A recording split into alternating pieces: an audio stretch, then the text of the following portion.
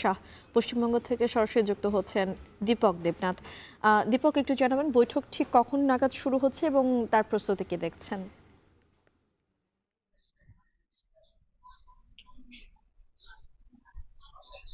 দেখুন, বৈঠক শুরু হবে স্থানীয় সময় বিকেল ৩টে থেকে এবং চলবে বিকেল ৫টা পর্যন্ত। মোটামুটি এই ২ ঘন্টার একটি বৈঠক এবং বৈঠকের পর একটি সংবাদ সম্মেলন করা হবে বলেও আমরা জানতে পাচ্ছি।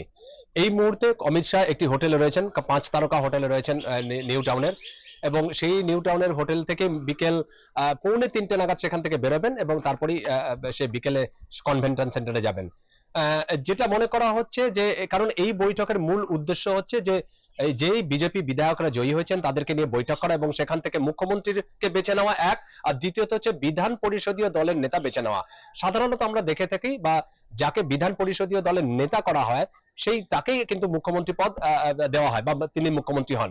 কিন্তু এক্ষেত্রে সেমনটি হবে কিনা এটা এখনো নিশ্চিত নয়। যার জন্য তাকিয়ে গোটা রাজ্যের রাজনৈতিক মহল, গোটা দেশের মহল কিন্তু এখন পশ্চিমবঙ্গের দিকে তাকিয়ে আছে যে কে মুখ্যমন্ত্রী হবেন।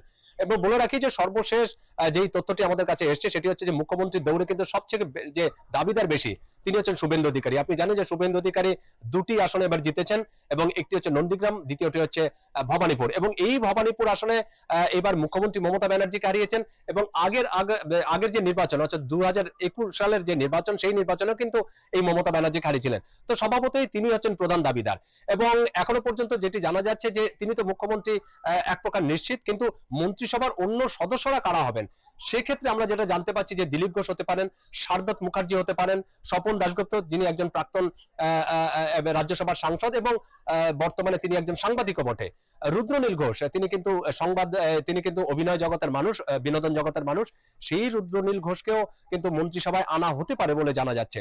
শঙ্কর ঘোষ যিনি শিলিগুড়ি থেকে জয়ী হয়েছেন তাকে আনা হতে পারে মন্ত্রিসভায়। নিশীথ প্রামাণিক যিনি একটা সময় কেন্দ্রীয় মন্ত্রী ছিলেন, কেন্দ্রীয় প্রতিমন্ত্রী, তাকে এবার মন্ত্রিসভা আনা হতে পারে, এরকমটা খবর পাওয়া যাচ্ছে।